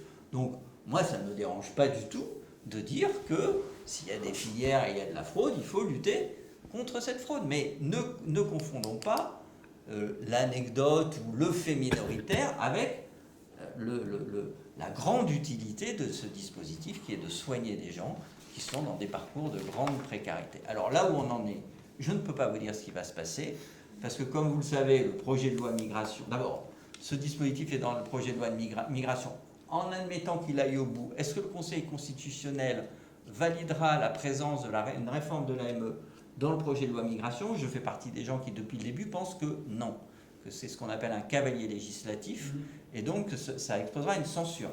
Mais vous savez, le Conseil constitutionnel est parfois pas toujours prévisible. Donc il ne faut pas tabler et espérer à 100% la censure pour se dire de toute façon on est tranquille. Donc il faut se battre à chaque étape. Et là, l'étape suivante, elle n'est pas des plus rassurantes, je le dis. Parce que vous le savez, l'Assemblée nationale a rétabli le dispositif d'aide médicale à l'État, mais du fait d'une vote d'une question préalable, l'hémicycle de l'Assemblée nationale ne va pas voter, c'est la commission des lois qui a rétabli simplement. Et donc, le gouvernement a décidé ce matin de convoquer une commission mixte paritaire, et le texte, normalement, quand vous arrivez en CMP, vous avez deux textes, celui de l'Assemblée nationale et celui du Sénat. Et là, il n'y a pas de texte de l'Assemblée nationale. Donc la base de discussion, ça va être le texte du Sénat. Et si le gouvernement veut un accord, la composition de la commission mixte paritaire, c'est que la droite y est très présente. Et le point d'équilibre de la commission mixte paritaire est politiquement pas très satisfaisant pour l'avenir de l'aide médicale à l'État. Voilà, donc je ne sais pas ce qui sortira de la commission mixte paritaire, est-ce qu'il y aura un accord ou pas, et s'il y a un accord, est-ce qu'il fera aux dépens de l'aide médicale d'État? Bon. Pascal. Non, mais je dois dire qu'effectivement, mais c'est bien d'écouter Bernard Jomier qui nous le dit en expert, mais pour autant, l'annonce hier soir tard de ce qu'on peut appeler l'échec de la démarche gouvernementale, plutôt que de satisfaire des acteurs, enfin comme nous, des observateurs, nous a plutôt inquiétés en réalité. Et en fait, on s'est dit que c'était très bien que l'on fasse, ça nous a poussé à nous satisfaire de faire cette réunion aujourd'hui, parce qu'on se dit qu'effectivement, les rapports de force étant ce qu'ils sont, il n'est pas impossible effectivement que cette AME puisse disparaître ou être très très largement écornée, enfin, si on ne veut pas dire que tout va disparaître, si on est un petit peu plus optimiste que profondément pessimiste, et que évidemment, on avait bien, ça on reprend ce qui a été dit avant, c'est que sur le plan médical, il y a quand même vraiment une forme d'incompréhension. Beaucoup de choses ont été dites, mais sur le coût de ce que cela représente, moi je suis assez d'accord, enfin voilà, et puis il faut que la discussion ait lieu, mais c'est revenir peut-être sur effectivement les possibilités d'amélioration, parce que je crois que tous ceux qui ont suivi ça savent très bien que l'AME n'est pas parfaite aujourd'hui. Donc s'il peut y avoir des améliorations, peut-être c'est un jugement précis que j'attendrais en fait, dans la discussion, c'est vraiment voir si ce rapport, ça nous avait un peu étonné, pas que Claude Évin soit l'auteur d'un rapport, mais que Stefanini le soit, et si on peut avoir peut-être une explication, une exégèse de leur rapport sans faire du droit constitutionnel, ce n'était pas le but de notre réunion. Bon, mais ça, c'est peut-être dans la discussion. Non, mais en quelques mots, leur rapport traduit bien la diversité des auteurs. C'est ce que je disais, on voit bien deux types de mesures. Mais si simplement on applique l'AME dans sa plénitude, en corrigeant les défauts actuels, qui sont les ruptures dans le non-accès, le phénomène assez massif, bien qu'on ne sache pas le chiffrer exactement, mais assez massif de non-recours à l'AME, le dispositif devrait coûter beaucoup plus cher qu'il ne coûte actuellement. Ça ne fait aucun doute. Donc après, les restrictions sur le panier de soins, si on admet qu'elles doivent être fondées sur un plan de politique de santé publique, en fait, elles ne sont pas très nombreuses. Voilà, je veux bien qu'on passe sous demande d'entente préalable d'autres prestations qu'aujourd'hui, par exemple les prothèses de hanche, sont sous demande d'entente préalable pour l'AME. Bon. Je veux bien qu'on passe d'autres, mais tout ça, en fait, ne changera pas grand-chose, réduira pas vraiment les coûts de l'AME. Et la lutte contre la fraude, encore une fois, il faut toujours lutter contre la fraude, mais on est déjà sur un dispositif qui a un taux de fraude qui est très bas comparé aux autres prestations sociales. Donc, on peut peut-être gratter 20 millions d'euros par an, que sais-je, voilà, bon. Très bien, mais je rappelle que le dispositif c'est 1,2 milliard à l'heure actuelle et que si on l'applique, le coût devrait plutôt être plus élevé. Voilà. Et je pense qu'il ne faut pas entrer par le coût dans ce débat-là. Je pense encore qu'il faut y entrer par, au fond, des populations migrantes qui sont dans notre pays. Qu'est-ce que notre société leur propose comme prise en charge? Et on ne peut pas comparer la prise en charge AME avec, parce que on l'a beaucoup entendu dans les débats, mais mon ami député Philippe Juvin dit mais si on alignait l'AME sur la sécurité sociale, quand on est hospitalisé, on paye le forfait hospitalier, puis on paye 1 € la boîte de médicaments et pas la personne en AME. Et la personne en AME, elle doit se comparer à quelqu'un qui a la CSS, pas à quelqu'un qui a une mutuelle, qui a des revenus. Je rappelle qu'il y a un plafond de revenus pour le droit à l'AME et que c'est une population précaire. Et donc il faut la comparer à une population précaire équivalente. Et quand on la compare à une population précaire en séjour régulier ou française, eh bien ils ont moins de droits. C'est la réalité, il faut le dire. C'est pas qu'ils ont plus de droits, ils ont moins de droits actuellement à un niveau socio-économique équivalent qu'une population française. Voilà. Or, tout le discours tend à faire croire le contraire, tend à faire croire que les populations en AME ont plus de droits qu'un Français qui a 600 € de revenus par mois. Je ne sais pas si Victoire l'a dit, mais on a invité Claude Évin, qui devait participer, enfin qui était visiblement d'accord pour participer à ces débats, mais qui ne pouvait pas l'être pour des raisons vraiment de déplacement. Enfin, il avait des... Merci en tout cas. Jean-Daniel, en tant que praticien, parce qu'on a la dernière des recommandations, tu l'as pas cité, qui me paraissait aussi intéressante, c'est exclure du bénéfice de l'AME les personnes frappées d'une mesure d'éloignement du territoire pour motif d'ordre public. Et Giovanna nous en a parlé, puisque motif d'ordre public, il suffit d'être au moins endroit au moins moment pour avoir une QTF. Donc, qu'est-ce que ça impacte et qu'est-ce que ça te dit Je crois qu'il y a beaucoup de choses à dire. Évidemment, c'est une question forcément politique, cette remise en cause de l'AME. Et pour moi, c'est un non-sens à plus d'un titre. C'est un non-sens politique, mais peut-être j'y reviendrai à la fin. On commence toujours par les anecdotes. Moi, je veux dire quelque chose qui n'est pas une anecdote.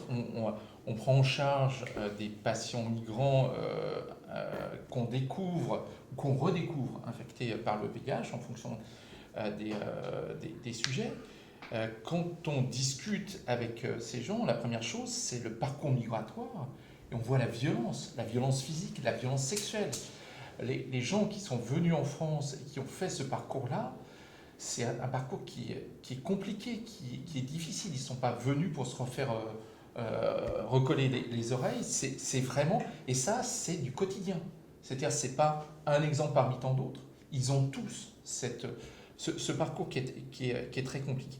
Et c'est donc, on est face avec des gens dans une difficulté et dans une souffrance majeure, et donc c'est un non-sens éthique, un non-sens moral de ne pas prendre en charge ces gens. Je veux dire, il y a le serment d'Hippocrate, on prête serment, tout médecin est tenu de soigner les gens. Et on voit la révolte de l'ensemble des personnels soignants en France face à cette remise en cause qui pour nous véritablement à l'opposé de ce que l'on veut faire.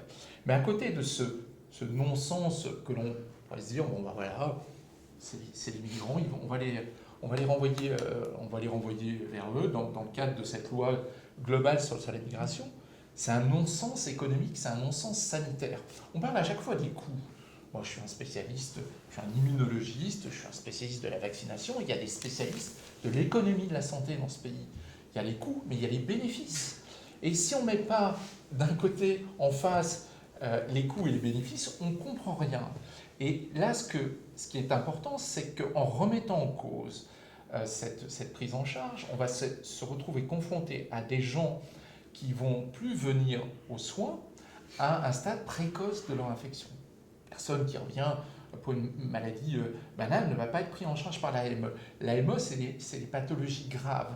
Les gens vont ne plus venir, ils vont être à un stade peu évolué de leur infection par leur VIH, du cancer qui vient d'apparaître, du diabète dont ils étaient porteurs, et ils vont laisser ça se dégrader dans le cadre de la clandestinité.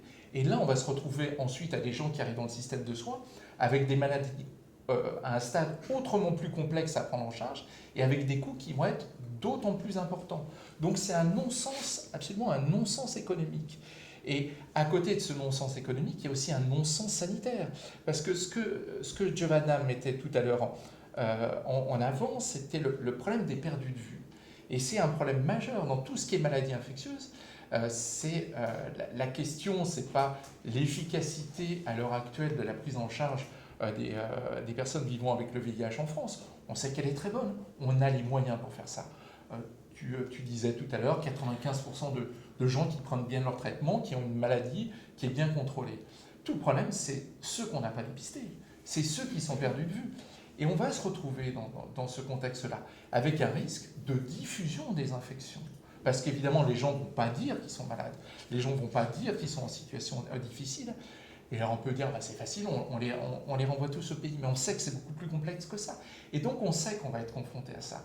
On sait qu'on va être confronté à cette diffusion des infections, quelles qu'elles soient, et qui vont évidemment du VIH, à la tuberculose, et à toutes ces infections. Donc on se retrouve dans un non-sens qui est économique, un non-sens sanitaire qui va être de nouveau un non-sens économique, et qui au final va être un non-sens politique au final. C'est-à-dire qu'on aura créé plus de problèmes qu'on va apporter de solutions pour, vous l'avez rappelé, un problème qui est un problème mineur.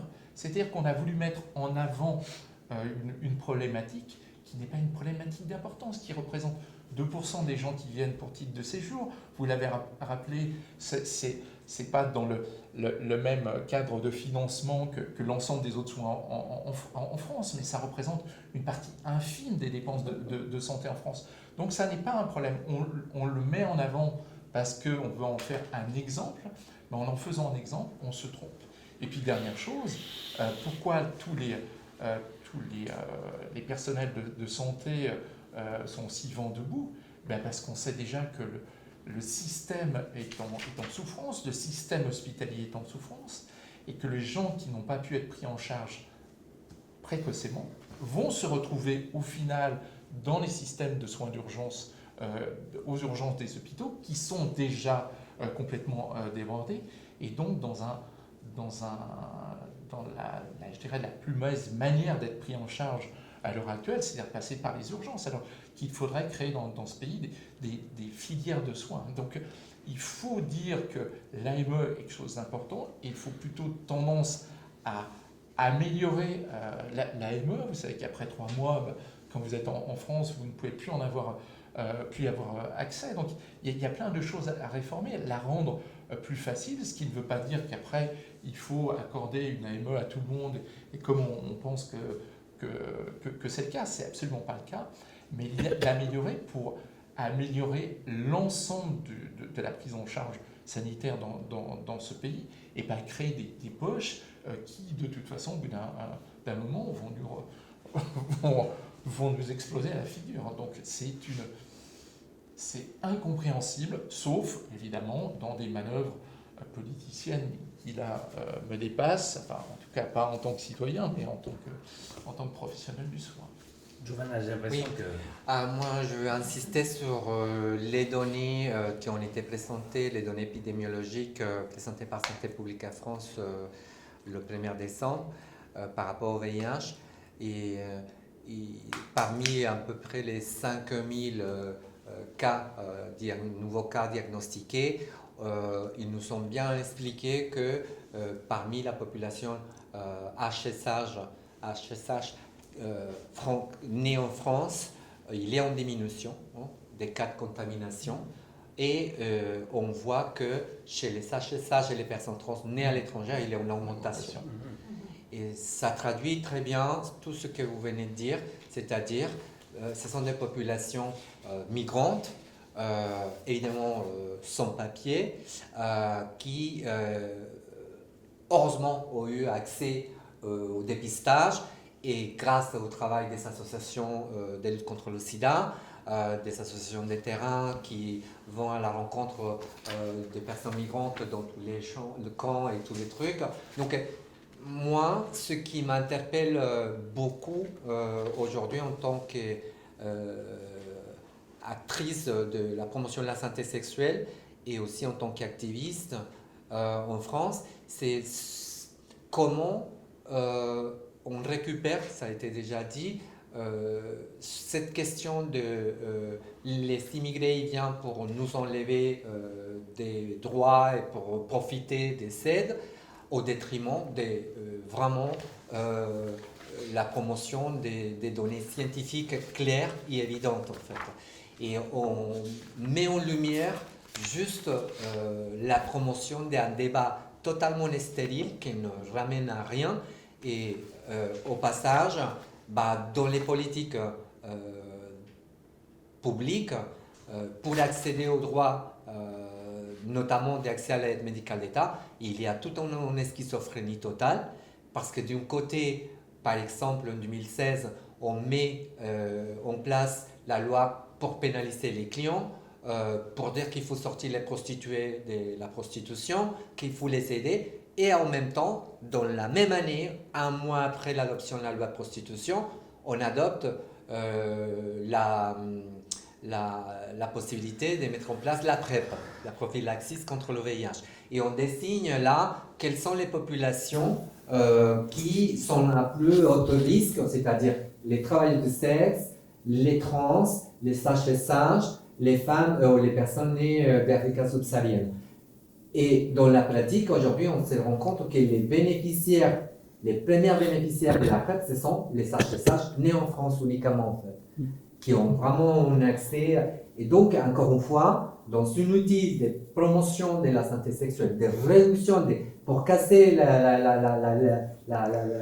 l'épidémie du VIH, on a un outil qui aujourd'hui prouve son efficacité, mais on voit la réalité dans les données épidémiologiques, on voit la réalité dans la mise en place de la PrEP, c'est-à-dire qu'on est à côté de tout, mais parce qu'il y a un débat qui chronophage tout, qui monopolise les débats, et en réalité, toute la vérité sur les contaminations, l'éloignement du système de santé est vraiment invisibilisée. Et là, il y a un problème gravissime en termes de posture en fait, politique et en termes de posture scientifique en fait.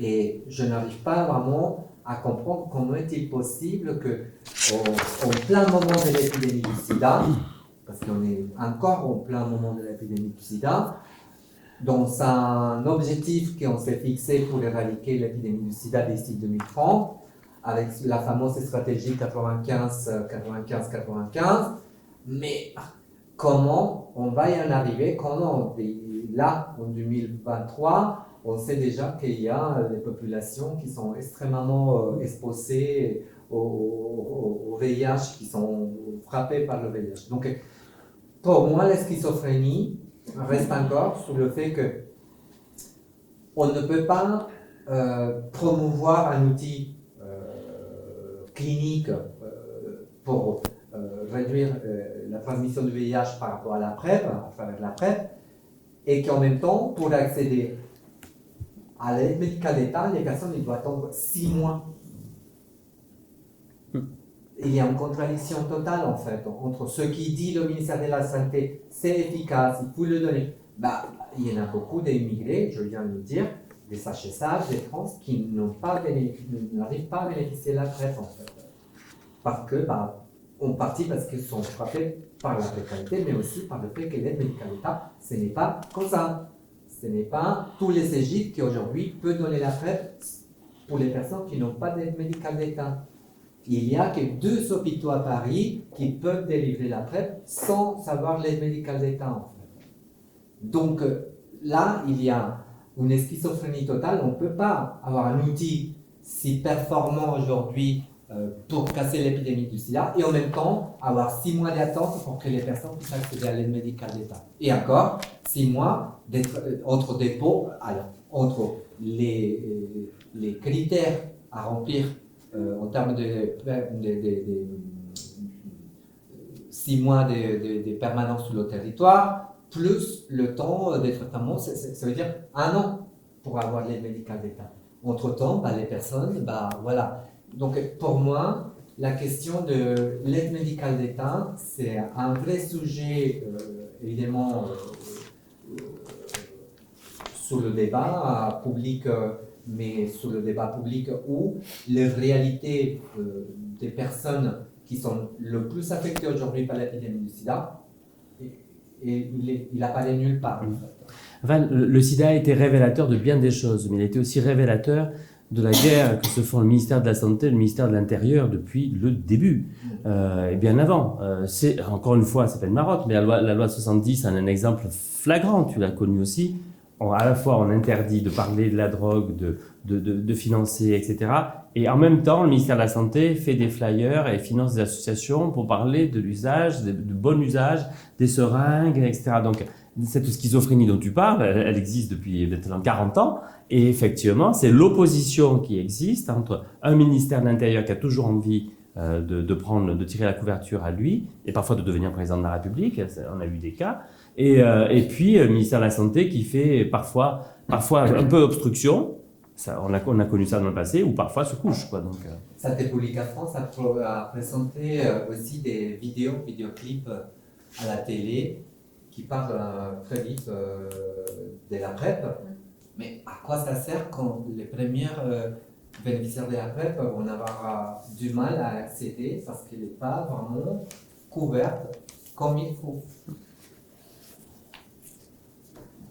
Je sais bien que la schizophrénie... Enfin, d'abord, ici, on était quand même là pour parler effectivement de VIH, mais la schizophrénie que vous évoquez me rappelle simplement une autre question, c'est la prise en charge des pathologies psychiatriques, qui, on ne peut pas ne pas quand même l'évoquer, c'est-à-dire, surtout quand on en a des inquiétudes sur l'intégration, enfin sur la bonne santé psychologique de certaines, enfin de toute la population, enfin de nombreuses personnes mal prises en charge dans la population, et tout particulièrement chez ces personnes migrantes, enfin, etc. Là, il y a aussi, dans le fond, une schizophrénie qui s'installe parce que, à la fois, on voudrait contrôler la bonne santé psychiatrique des migrants, qui pourraient venir perturber l'équilibre du pays. Et de notre côté, finalement, encore moins, en prenant des mesures de ce type, moins on les suivra sur le plan psychologique, psychiatrique, etc. Enfin, là, il y a aussi une incohérence à mettre en avant. Qu'est-ce qu'en pense le sénateur ? Ça a même pris un relief particulier. Est-ce que vous vous souvenez très juste quand on a vu le ministre de l'Intérieur lors d'un événement tout récent interpeller publiquement le ministre de la Santé en disant mais la personne avait des troubles psychiatriques, qu'est-ce que vous faites ? Bon, on sait quel est l'état du système de santé mentale en France et le secteur de la psychiatrie particulièrement. et le secteur de la pédopsychiatrie, encore plus particulièrement dans le secteur de la psychiatrie. Et donc, c'est délibérément, enfin, je veux dire, on laisse des personnes qui ont des troubles psychiatriques lourds, qui ont besoin de soins, on les laisse en manque de soins. C'est-à-dire, et voir, moi j'ai trouvé que c'était d'un cynisme absolu, parce que jusque-là, c'est un désaccord profond. Moi, ce que dit Giovanna, je le partage complètement. Et un arbitrage politique qui est que, actuellement, il y a un mouvement politique de fond qui est de dire les étrangers, il y en a assez, on ne veut pas de migrants, donc on va leur compliquer la vie. Voilà. Le président du groupe, la majorité sénatoriale, d'ailleurs, Retailleau l'a très bien dit pendant le débat. Il a dit de l'AME, c'est un marqueur politique pour nous. C'est-à-dire, ce n'est pas la peine de discuter au fond, de présenter tous les arguments que vous présentez, l'incohérence économique, l'erreur sanitaire, la faute morale. Ça ne sert à rien, c'est un marqueur. Donc tout est dit, ça veut dire on a décidé d'envoyer un message qui est on va vous restreindre vos droits parce qu'on ne veut pas que vous veniez. Voilà. Mais là, ça j'allais dire, malheureusement on a l'habitude de se battre contre ça, mais on est en terrain connu. Là, on franchit quelque chose d'autre. C'est-à-dire le ministre de l'Intérieur, en plus, de façon cynique, va reprocher qu'on ne suit pas assez, qu'on ne prend pas assez en charge. Or, les migrants, plus que les autres, et tous ceux qui parlent, quelle est la proportion de femmes qui a subi des actes de violence sexuelle dans le parcours migratoire? Vous pouvez savoir mieux que moi, et je crois que c'est plus des 2/3, des 3/4. C'est effrayant, juste. Effrayant. Et donc voilà une population qui a particulièrement besoin de soins psychologiques, qui a particulièrement besoin d'être suivis. Regardez les structures de soins qui les prennent en charge, que ce soit dans le public, que ce soit les associations comme Primo Levi, etc. Ils sont complètement débordés, ils le disent, n'arrivent pas à prendre en charge. Et il y a une instrumentalisation, voilà, qui est d'en rajouter du côté du ministère de l'Intérieur et de dire, vous voyez, alors vous ne les prenez pas en charge, et par votre faute, regardez ce qui se passe, ils vont aller planter des couteaux sur quelqu'un, etc. Donc, on est dans le pire de la politique. Voilà. Je dirais que c'est même un contre-exemple, parce que justement, ça veut dire qu'il y a eu peut-être un défaut de prise en charge, qui n'est pas la responsabilité évidemment du ministère, mais qui doit inciter justement à aller vers les gens. Et là où c'est un non-sens politique, c'est de penser qu'on va circonscrire un peu le problème à une région, à un pays, où on sait très bien que de toute façon, ces problèmes-là vont revenir. Les migrants, ils vont venir quand même dans notre pays. Et si on ne résout pas des problèmes d'ordre infectieux, de maladies transmissibles, ça va revenir un jour ou un autre dans notre pays. Donc, on sait que de toute façon, c'est un souci. Et la pathologie psychiatrique, comme vous l'avez dit, est un problème majeur dans ce pays. Il nécessite un suivi qui malheureusement ne peut se faire sur l'ensemble de la population non migrante en France.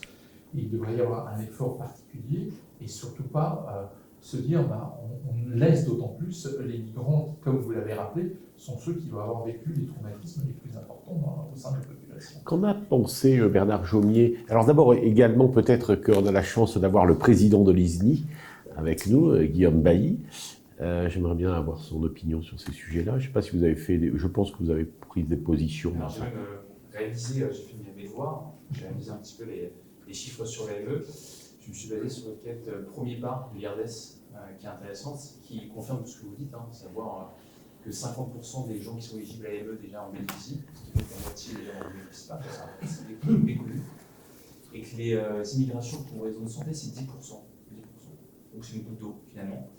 Et donc forcément, l'ISNI, et je parle pour les syndicats étudiants de manière générale, on s'est positionné vraiment pour le maintien de cette AME qui nous paraît, pour toutes les raisons que vous avez évoquées, essentiel pour la santé publique. Maintenant, moi, je suis assez marqué par ce procédé politique. J'ai l'impression que ça va beaucoup plus loin, que ça me dépasse à ma petite échelle de représentant de syndicat. J'ai l'impression qu'on est sur des fonds de velléité de campagne présidentielle pour 2027. C'est très simple, je ne comprends pas du tout comment on a pu se faire autant déposséder du débat en tant que soignant. Je ne comprends pas comment on a pu mettre ça dans un espèce de fourre-tout législatif, à la fois réguler les entrées sur le territoire français et puis sur le même plan, la santé, le VIH, la grossesse des personnes qui sont en train d'immigrer, comme vous le dites, c'est pour les priver de leurs droits et dégoûter de venir sur le pays. Et nous, en tant que soignants, on a beau tirer la sonnette d'alarme, personne ne nous écoute, alors qu'in fine, ça nous concerne nous.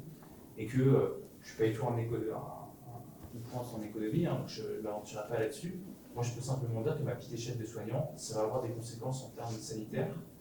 Et j'ai l'impression que là, on est en train de se faire complètement, en tout cas en tant que représentant de syndicat, complètement happé par quelque chose qui est beaucoup plus gros que nous. Hein. Enfin, je le dis sincèrement, on a largement soutenu le mouvement, on a balancé les communiqués de presse. Ce qui s'est passé hier soir, à mon sens, on est dans l'antichambre des élections de 2027, hein. Je n'ai aucun doute là-dessus. Je ne comprends pas comment on peut en arriver là. Moi, ça m'inquiète forcément. Je ne sais pas non plus, comme vous, la suite de ce texte, la CMP, le Sénat quelle suite ça va donner. J'ai vu aussi que le ministre de l'Intérieur voulait démissionner, mais finalement, ça ne sera pas le cas. Bref, beaucoup d'incertitudes là-dessus. Et je vous remercie de m'interpeller là-dessus. Nous, on est très clair, hein, la ME, on est dans le soutien de ce dispositif, on a communiqué là-dessus.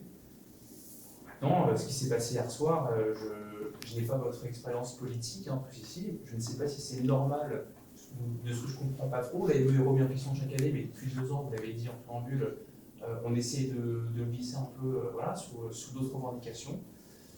Et je me demande aujourd'hui comment faire entendre un peu plus la voix des soignants, comment réussir à diviser du coup ce texte d'immigration sur des problématiques qui ne nous concernent pas, Et par contre, la ME, peut-être qu'il y a des éléments sur lesquels il faut qu'on réfléchisse pour faire évoluer le dispositif, sans être restrictif pour autant, mais qu'on en fasse un texte de loi à part entière. Qu'on écoute les soignants, quels qu'ils soient. Voilà, c'est peut-être une suggestion. En tout cas, ma génération, c'est que non, ça ne sert pas à rien, ce que disent les soignants. Et très loin de là. Et je vais vous dire, Darmanin dit souvent la politique c'est de l'arithmétique, mais c'est de la dynamique. Ouais, c'est de la dynamique. Mais l'arithmétique compte et l'évolution de cette arithmétique. Quand il y a eu le premier vote au Sénat pour transformer la ME en AMU dans la loi immigration, ça a été 200 voix. Il y a 348 sénateurs et sénatrices. Ils ont eu 200 voix. Et quand au budget, on a voté sur le montant de la ME, donc rebelote, hein, donc 200 voix et en face 120 voix. Et là, ils n'ont plus que 180 voix et en face 160. D'ailleurs, 160 voix, c'est beaucoup plus que la gauche. Hein. Je disais, ça a dépassé les clivages. Plus que 20 voix d'écart. Pourquoi l'écart s'est rétréci comme ça? Donc, on a été 160 à dire qu'on ne veut pas couper les crédits de la ME. Ils ont été 180 à dire on va les couper. On va les réduire. Et pourquoi il y a eu cette diminution? C'est pas parce que ce qui s'est passé à l'intérieur du Sénat. Évidemment, on s'est battu tout ça. On a l'habitude de se battre et que ça ne produise pas grand-chose. Je vous rassure. Non, c'est tout ce qui s'est passé en dehors. C'est toutes ces organisations, compris qui ne sont pas marquées politiquement, syndicales. J'ai vu les mettre chez les médecins libéraux, chez les hospitaliers, les 3500 soignants, les appels, etc. Les arguments qui sont sortis pour dire mais c'est un non-sens, etc. Bien sûr, ça a pesé sur mes collègues parlementaires. Donc, non, ça ne sert pas à rien, ce que vous dites. Au contraire, voilà, la traduction, c'est qu'il n'y a plus que 20 voix d'écart. Et qu'il faut continuer à se battre et en revenir à la situation, parce que moi, quand j'ai été élu pour la première fois en 2017, il y avait assez, on va dire, une droite sociale assez présente au Sénat pour que soient rejetés ces votes qui voulaient détricoter la ME, alors que le Sénat était déjà la majorité de droite. Monsieur Larcher, que l'on a bien connu, ne nous avait pas habitués à ce genre. Absolument. Et alors, et donc quelle a été sa position de Larcher, lui? Mais il est dans une dynamique lui-même, je pense. Mais il ne vote pas, il est président du Sénat. Mais je veux dire, voilà, il n'y a pas d'insensibilité à cette question. Rappelez-vous que Assemblée conservatrice, le Sénat a voté pour l'abolition de la peine de mort en 1981. Peu de gens le savent, mais pour, un vote très net. Et donc, il n'est pas inscrit nulle part que, voilà. Mais effectivement, il faut argumenter au fond, et pas se contenter, effectivement, d'avoir des gens qui vous disent en face, c'est un marqueur politique. Il faut là, mettre face à ça et mettre face à la justesse des arguments des gens. Et, si je peux me permettre, peut-être l'importance du rôle que doivent jouer donc, les médecins et les scientifiques pour porter ce sujet, pour convaincre déjà les parties complémentaires.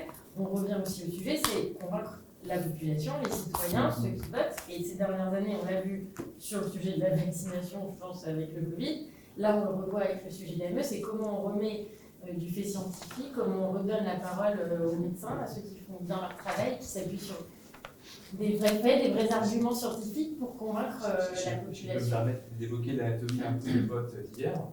Quand on voit que le Rassemblement national s'associe à la NUPES, les uns disant que le texte est trop ambitieux et déshumanisant, et les autres disant que le texte n'est pas assez ambitieux, Enfin, je ne vois aucune cohérence pour le dire. Ça va pas de défendre, mais... Cela étant, moi je vous fais quand même un petit commentaire, mais on est quand même content de voir que la majorité des médecins et des soignants a pris des positions assez claires sur l'AME. Pour autant, il y a quand même eu quelques sondages qui ont traîné par-ci, par-là, au début d'ailleurs de cette affaire, notamment un qui avait été repris par le GIM, qui était assez mal fait, à mon avis, ils l'ont reconnu, parce que c'était uniquement sur leur lectorat, donc ils ont reconnu qu'il y avait des biais. Ils ne l'ont fait que sur 500 personnes, mais les 500 personnes, 500 médecins, 500 confrères, souhaitaient la remise en cause de l'AME. Il ne faut pas non plus, s'endormir ou se gausser comme quoi tout le corps médical ou le corps soignant serait vent debout contre... Pardon. Je vous en prie, allez-y. Parce que je pense que, enfin, d'abord, la dynamique n'est pas celle-là, pour le coup, si l'on revient à la théorie, la dynamique est plutôt que ça évolue dans le bon sens, Oui. mais parce que le discours qui infusait année après année, c'était l'AME est l'objet de détournements, de filières, avec toutes les histoires qui se racontaient d'interventions, d'esthétique, etc., prise en charge par l'AME, et qu'à la fin, même les soignants, qui sont aussi dans l'opinion publique générale, ce discours finit par infuser. Mais à partir du moment où il y a une réaction, où il y a eu des prises de position, où il y a eu une explicitation, moi j'ai vu une autre dynamique se mettre en place. J'ai vu des présidents de syndicats professionnels, entièrement marqués à gauche, on va dire, prendre des positions très fermes, très nettes sur cette question. Et donc, les vertus des débats démocratiques, ça compte encore. Ouais. Je rejoins ce que vous avez dit sur l'importance des données scientifiques et des réalités. Et je pense, là comme ailleurs, je connais bien le sujet, de vraiment écouter ceux qui ont une expertise. Je ne sais pas sur quelles personnes ont été faits ces sondages, mais ça me rappelle un petit peu, vous savez, toutes ces visions qu'un certain nombre de gens ont sur le système hospitalier, le système public, et qui ensuite, lorsqu'ils ont été pris en charge dans le système public, vont faire des grands articles dans les journaux en disant qu'est-ce que c'est bien, qu'est-ce que j'ai eu tort, de critiquer le système public. Rien n'est jamais parfait. L'AME n'est pas parfaite. Mais quand on regarde, et je pense qu'il faut regarder là où ça va être important, c'est de pouvoir demain de faire de la communication et avec une grande variété d'acteurs du choix, c'est pas uniquement des professeurs comme moi, mais des infirmières, des gens qui sont en contact de ces populations et des gens qui bénéficient de l'AME, et que tous ces gens expliquent la réalité des choses et arrêtent avec toutes ces anecdotes qu'on nous remet à chaque fois. C'était la fameuse prime de rentrée qu'on donnait aux familles les plus pauvres, dont on disait qu'ils allaient acheter des magnétoscopes avec ou des écrans plats, et où on sait très bien que c'était une connerie. Donc voilà, il faut remettre les choses à leur point. Et encore une fois, ça n'est pas uniquement ce qu'il faut mettre en avant, et je suis d'accord avec vous, enfin, la vie est un éternel combat. On sait que voilà, il faut remettre les choses, il faut se battre tout le temps, parce que si on ne se bat pas tout le temps,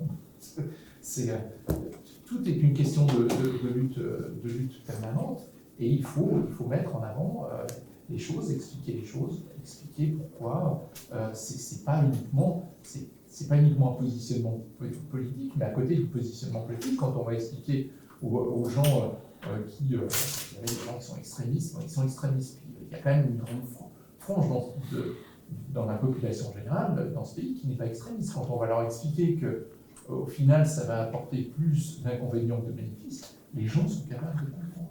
Donc il faut faire, ici comme ailleurs, preuve de pédagogie, pas dire à chaque fois, c'est les raisons, c'est pas simplement parce que je suis de gauche et que j'aime bien les gens et que j'ai envie d'accueillir tous les gens dans ce pays. Non, en dehors de cette problématique, qui est ma problématique personnelle, qui est ma relation personnelle à l'autre, c'est, moi, en tant que citoyen français, un bon sens de remettre ça en cause. Et c'est ça qu'il faut faire passer. Et tu es plus jeune que moi, et tu as l'impression qu'une fois qu'on a dit quelque chose, ça va passer. Non, c'est toujours. Et si je peux me permettre juste une phrase par rapport à ça rapidement, mais c'est vrai que je pense qu'on sous-estime très largement à quel point les exemples de réalité de parcours sont complètement inconnus de beaucoup de gens qui s'expriment sur le sujet, ou ne s'expriment pas d'ailleurs, mais vraiment à tous les niveaux, y compris dans les commissions d'enquête sur la question qui peuvent être montées. On voit quand on témoigne de parcours, il y a toujours beaucoup de surprises sur la réalité de ce qui ne se passe pas.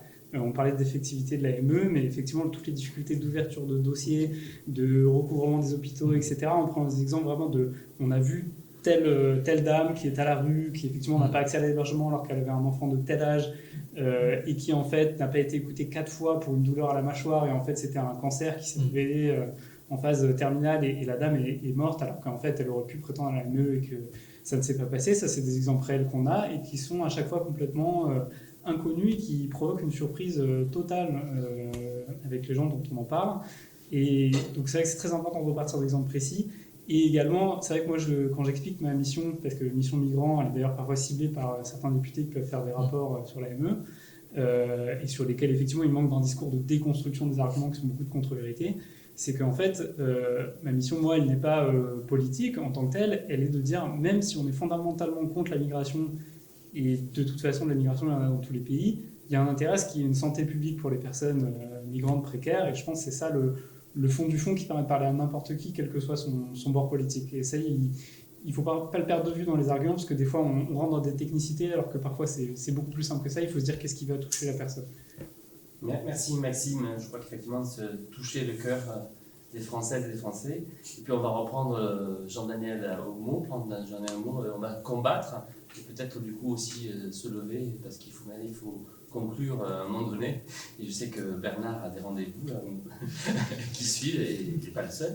Merci Giovanna pour ce militantisme permanent et tout ce que tu as pu apporter. Merci Bernard pour ta disponibilité et tout cet éclairage à la fois politique et médical. Merci Jean-Daniel pour cette humanité.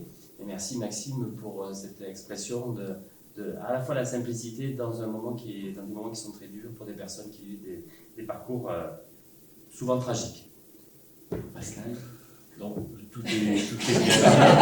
Peut-être c'est Victoire qui va rappeler quelle est la forme de ce que nous allons faire. Maintenant, je voulais vous dire quand même, je le rappelle, que les débats, nous avons souhaité qu'ils soient filmés et enregistrés, parce que ce n'est pas ce que nous faisons nécessairement dans ces groupes d'études, mais la question que nous voulions traiter, de l'importance, nous nous sommes dit que c'était utile de le faire, donc ça va être diffusé. Si vous souhaitez à un moment ou à un autre mettre des réserves, il faut nous le dire.